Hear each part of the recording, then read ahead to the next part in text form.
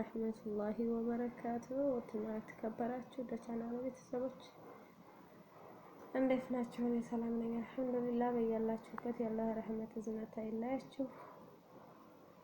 አላህ ሀገራችንን ሰላሙን፣ አንድነትን፣ ፍቅሩን ያንጣ።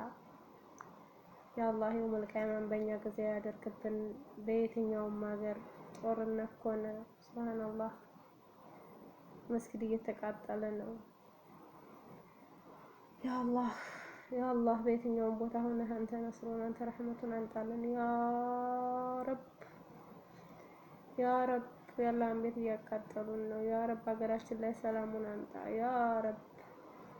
በሱዳንም በኢትዮጵያም ጦርነት ያለበትን ሀገር ሁሉ ያ ረብ አላህ ማንኛው ነው የሚደሰተው? በየትኛውም ቦታ አሁን ጦርነት ነው። ያሳዝናል።